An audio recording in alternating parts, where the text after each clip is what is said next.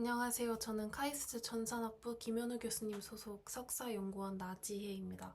오늘은 어댑티브 리스닝 모델 줄여서 ARM이라는 논문에 대해 발표하겠습니다. 우선 이 논문은 닙스 2025에서 스팟라이트를 받은 논문입니다. 그래서 제목 그대로 그냥 어댑티브 리스닝을 할 수 있는 모델을 만든 그런 논문이고, 여기서 어댑티브 리스닝이라 하면은 모델이 이제 문제의 난이도나 그 문제의 타입에 따라서 적절한 리스닝 타입을 선택하는 것을 의미합니다. 그래서 핵심 아이디어는 굉장히 직관적인데요. 우리가 문제를 푸는 과정을 생각해보면 쉬운 문제는 별도의 풀이 과정 없이 바로 답하고, 뭐 조금 복잡한 문제는 짧게 계산해보고, 정말 어려운 문제는 여러 번 검토하고 조금씩 뭐 비틀어서 생각해보면서 그렇게 풉니다. 근데 현존하는 LLM 모델들은 아직 이 어댑티브하게 문제를 푸는 능력에 좀 한계가 있었습니다. 그래서 이 그림이 이제 이 논문의 모티베이션을 가장 잘 담고 있는 그림인데요. 이 그림을 보면 지금 1번 문제는 햄버거를 어디서 살 수 있는가 하는 굉장히 쉬운 문제입니다. 반면에 2번 문제는 되게 어려운 수학 문제입니다. 근데 기존의 제너럴한 모델들에서는 이 쉬운 문제에 대해서는 뭐 당연히 좋은 성능을 보이고요. 반면에 이런 어려운 문제는 잘 풀지 못했었습니다. 근데 이제 재작년 이후에 딥식 계열의 모델들이 되게 많이 등장하면서 이런 리스닝에 초점을 맞춘 모델들이 많이 나왔습니다. 근데 이 리스닝에 초점을 맞춘 모델들은 굉장히 많은 양의 토큰을 사용해서 긴 길이의 리스닝을 하도록 학습이 되었다는 그런 특징이 있습니다. 그래서 그 결과로 쉬운 문제와 어려운 문제 모두에 대해서 좋은 성능을 보이는데요. 근데 여전히 좀 한계점이 있는 게 이 리스닝 모델 부분에서의 윗부분을 보면 지금 이게 굉장히 쉬운 문제인데 무려 1000토큰씩이나 써가면서 문제를 푼 것을 확인할 수 있습니다. 근데 이렇게 길게 문제를 풀게 되면 이건 인퍼런스 비용도 많이 들고 또 사람이 해석하기에도 되게 장황한 응답입니다. 그래서 이 ARM 논문에서는 오른쪽 그림에서와 같이 쉬운 문제는 쉽게, 그러니까 짧게 풀고 어려운 문제는 충분한 토큰을 사용해서 좀 길게 푸는 그런 어댑티브한 리스닝을 할 수 있도록 모델을 학습시켰습니다. 그래서 그 결과로 전체적인 토큰 수를 30% 정도 줄였고요.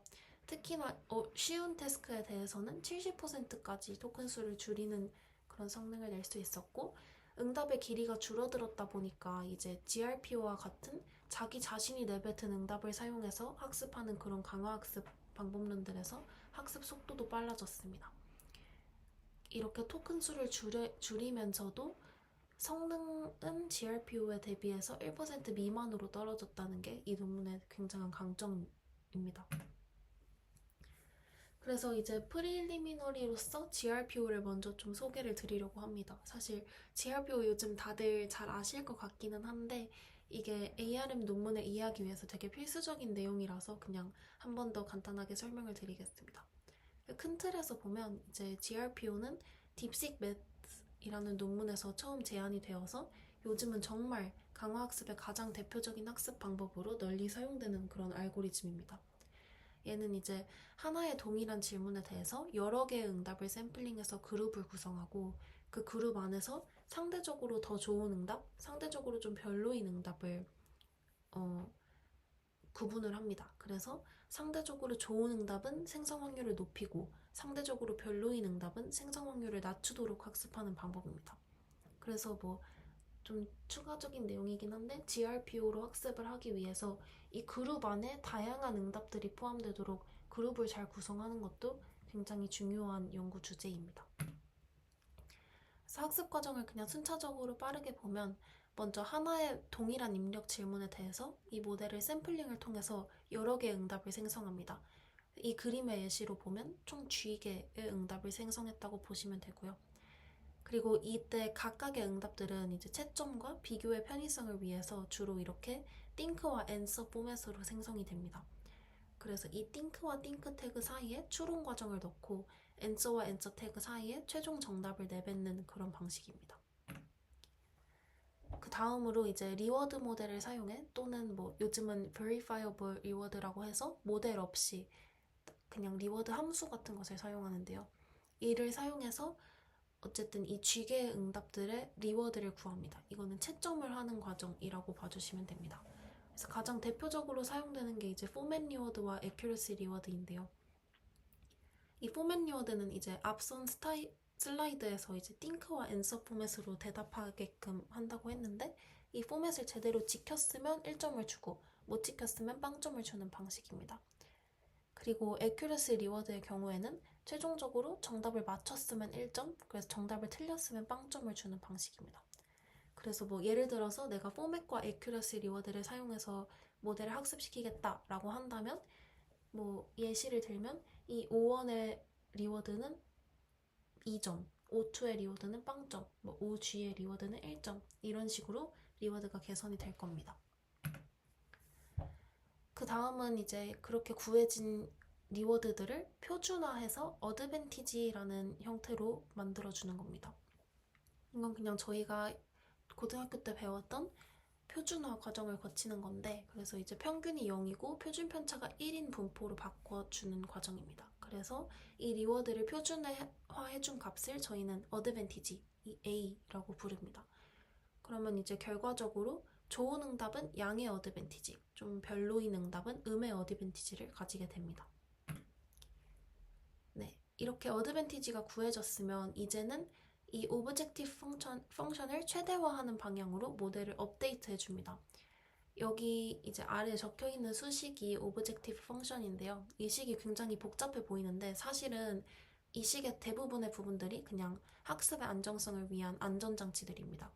그래서 핵심은 결국 이 두 연두색 네모의 곱을 최대화하는 겁니다. 이 두 연두색 네모에서 이제 왼쪽 네모가 이제 올드 모델 대비 현재 모델에서 이 OI라는 응답에 대한 확률의 비율을 의미합니다. 그리고 오른쪽 연두색 네모는 이제 i번째 응답의 어드밴티지를 나타냅니다. 그래서 이 두 개의 곱을 최대화한다는 것은 좋은 응답, 결국 어드밴티지가 큰 응답에 대해서는 기존 모델에서보다 생성 확률을 높이고, 어드밴티지가 작은 응답에 대해서는 기존 모델에서보다 생성 확률을 낮추는 방향으로 학습하겠다는 겁니다. 네, 이제 GRPO에 대해 설명을 드렸으니까 다시 제가 오늘 소개하려던 논문, 이 ARM 논문의 내용으로 돌아오겠습니다. 이 ARM 논문은 크게 두 단계 학습을 거칩니다. 우선 이 스테이지 1에서는 콜드 스타트 SFT를 통해서 모델에게 다양한 리스닝 포맷을 먼저 알려줍니다. 그리고 스테이지 2에서는 ADA GRPO라고 이 저자들이 제안한 어떤 리워드 함수를 통해서 각 문제에 맞는 리스닝 포맷을 모델이 이제 선택하는 방법을 학습시킵니다. 네, 그래서 ARM 논문에서는 리스닝 포맷을 크게 4가지로 정의했습니다. 아주 쉬운 문제에 대해서는 그냥 별도의 리스닝 없이 바로 정답을 내뱉는 direct answer, 그리고 어느 정도의 리스닝이 필요한 경우에는 COT, 그리고 코딩을 통해서 좀 더 체계적으로 풀 수 있는 문제는 코드, 마지막으로 되게 어려운 수학 문제를 풀기 위한 long COT, 이렇게 4가지의 리스닝 포맷을 사용했습니다. 이때 direct answer랑 COT의 경우에서는 그냥 기존 소스 데이터셋의 어노테이션을 사용해줬고, 이 코드와 long COT의 경우는 티처 모델을 사용해서 데이터를 생성해줬는데요. 이제 코드의 경우에는 코딩을 잘하는 GPT-4 모델을 사용했고, 수학 문제의 경우에는 수학적 리스닝에 되게 초점을 맞춰서 학습된 딥식 R1 모델을 사용해서 데이터를 생성해줬습니다. 그래서 예시를 보여드리는 게 제일 쉬울 것 같은데, 예시를 보면 오른쪽에서와 같이 질문이 있습니다. 이 질문은 뭐 야구공 개수가 처음에 15개였는데 누구한테 몇 개를 주고 누구한테 어떻게 했다. 그러면 총 몇 개가 되겠는가? 뭐 이런 질문입니다. 그래서 이 질문에 대해서 direct answer의 경우에서는 그냥 바로 18개라고 정답을 내뱉고요. 뭐 COT의 경우에는 어느 정도 짧게 리스닝을 하다가 18이라고 답을 내뱉습니다. 그리고 코드의 경우에는 이제 야구공의 개수를 코드를 통해서 좀 더 구조적으로 잘 계산을 하다가 18이라고 정답을 내뱉고요. 마지막으로 이 롱 COT의 경우에는 좀 길게 수학적 풀이 과정에 초점을 맞춰서 리스닝을 하다가 마지막으로 정답을 내뱉습니다. 그래서 정리하면 이 SFT 단계에서는 하나의 동일한 문제에 대해서 4가지 종류의 리스닝 포맷을 모델에게 알려주는 4가지 포맷으로 문제 푸는 법을 알려주는 그런 단계입니다. 그래서 그렇게 SFT를 해줬으면 이제 이어서 스테이지 2로 넘어갑니다. 이 스테이지 2에서는 GRPO를 사용해서 모델이 각 문제에 적절한 포맷을 고르도록 본격적으로 학습하는 단계인데요.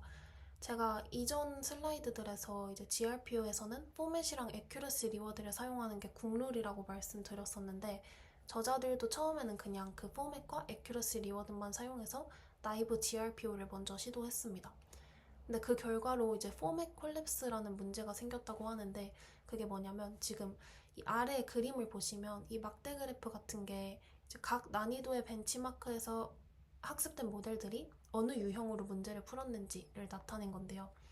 이제 SFT까지 학습이 된 모델은 뭐 다이렉트, 숏 COT, 코드, 롱 COT 이 4가지 유형을 난이도와 관계없이 대체로 좀 골고루 선택을 했습니다.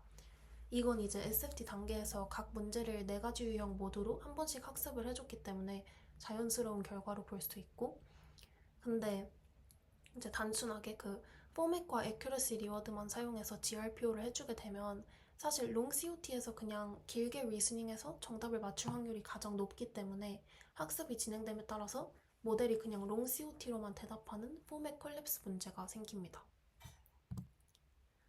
그래서 이 저자들은 그 나이브 GRPO 대신에 본인들이 설계한 그 어떤 리워드를 사용해서 어댑티브 GRPO, 줄여서 ADA GRPO라는 방법을 수행했습니다. 이건 사실 되게 간단한 방법인데요. 이제 식을 보시면은 원래 포맷과 애큐러시만 사용해서 만든 게 이 RI라는 오리지널 리워드입니다. 근데 이거를 알파로 스케일링해서 R'으로 만들어서 사용하는 건데요.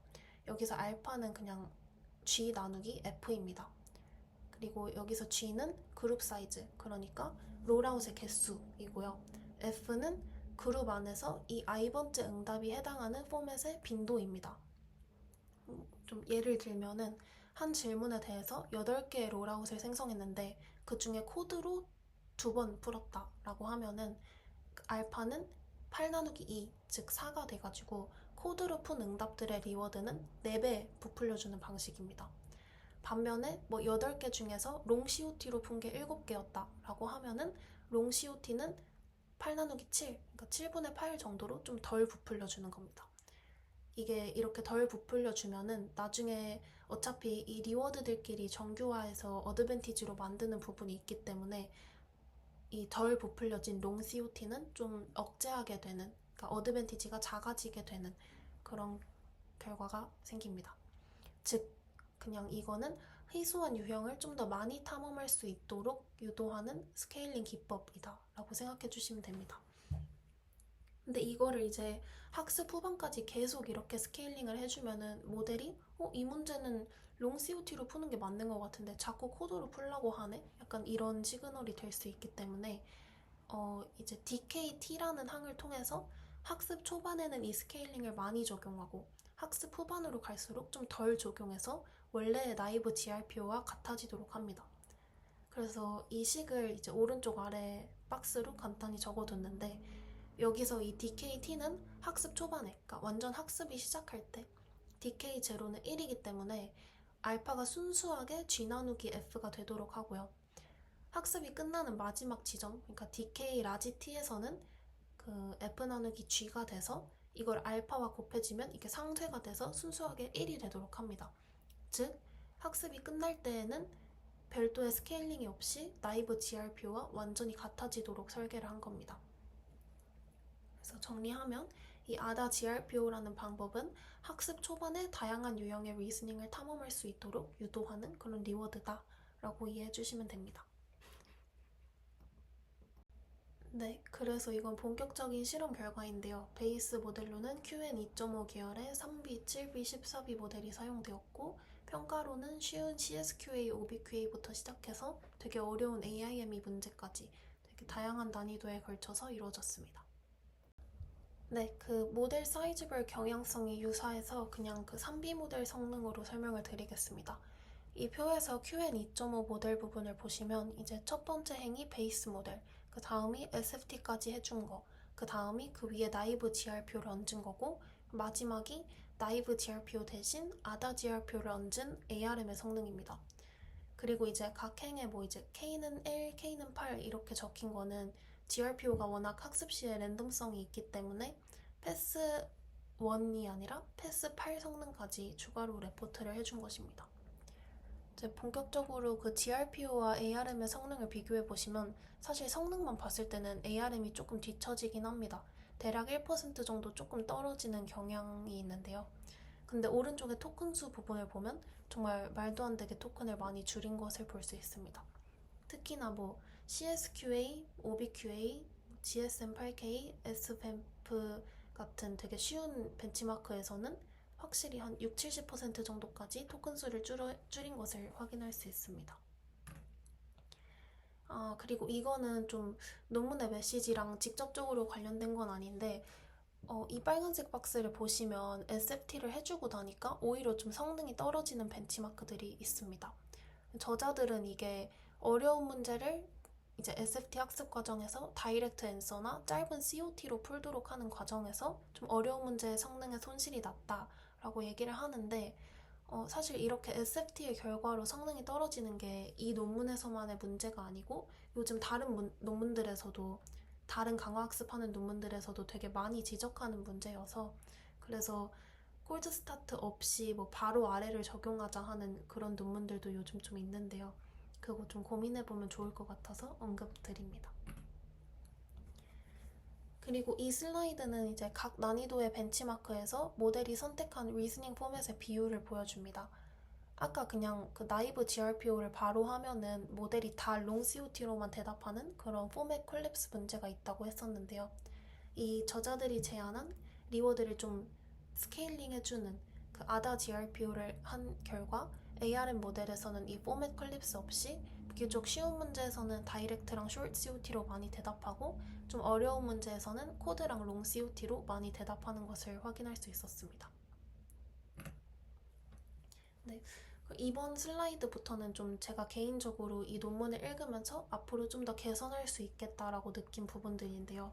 우선 이 논문은 어댑티브 리스닝이 왜 중요한지를 보여주고 뭐 다이렉트, 숏 COT, 롱 COT, 코드처럼 이 리스닝 포맷을 나눠서 학습했다는 점이 되게 신선했다고 생각합니다. 그래서 닙스 스팟라이트를 받은 것도 좀 납득이 되는 것 같습니다. 그러나 이 결과를 보면 지금 토큰 수는 되게 많이 줄였지만 성능은 약 1-2% 정도 손해를 봤었는데요. 저는 여기서 더 나아가서 성능은 유지하거나 오히려 좀 올리면서 토큰 수를 줄이는 방향도 충분히 가능할 거라고 생각했습니다.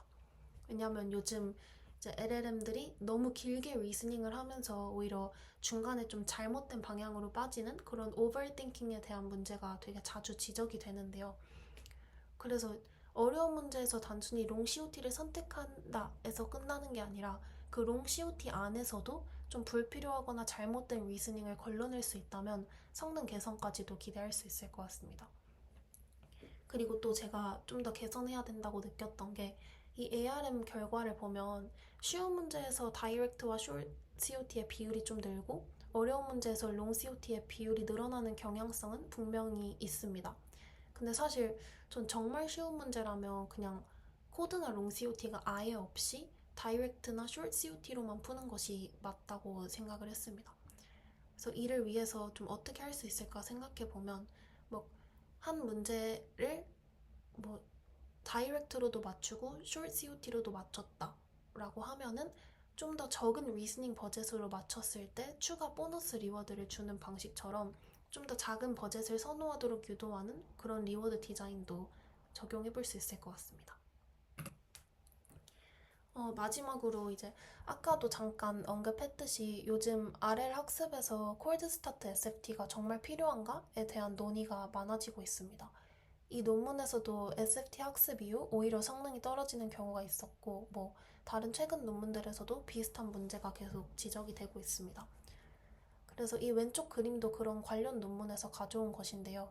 어떤 모델은 SFT 없이 바로 아래를 하는 것이 잘 되고 뭐 반면에 어떤 모델은 바로 아래를 하면 학습이 잘 안 돼서 SFT가 필요하지만 또 SFT를 하면 성능이 약간 떨어지는 경우도 있습니다. 즉 되게 모델이나 데이터에 따라서 RL과 SFT의 그 트레이닝 다이너믹스가 굉장히 다양하게 나타나는 것 같습니다. 그래서 이와 관련해서는 좀 여러 가지 해석이 있지만 많은 논문들에서 이 SFT에 사용하는 그 데이터셋과 실제 모델이 생성하는 분포 사이에 그 디스트리뷰션 갭으로 인해서 성능이 저하가 생길 수 있다고 설명을 합니다. 이를 완화하기 위해서 되게 간단하지만 강력한 방법 중 하나로 DFT라는 논문도 있는데요. 이 DFT는 이제 SFT 로스에다가 모델의 컨피던스를 웨이스로 추가하는 굉장히 단순한 수정입니다. 근데 이 단순한 수정만으로도 성능도 정말 많이 올렸고 제너럴레이제이션 능력도 되게 많이 개선한 방법입니다. 그래서 오늘은 시간상 자세히 다루지는 못했지만 이런 SFT와 RL 그리고 이런 다이나믹스 등에 대해서 요즘 되게 핫하게 다뤄지고 있는 것 같아서 한번 언급 드리려고 슬라이드에 추가를 해봤습니다. 그래서 이 관련 논문들 아래에 출처를 작성해 주었는데 한번 확인해 보시면 좋을 것 같습니다. 네, 이상으로 ARM 논문 발표를 마치시겠습니다. 질문 있으신 분들 질문해 주시면 감사하겠습니다.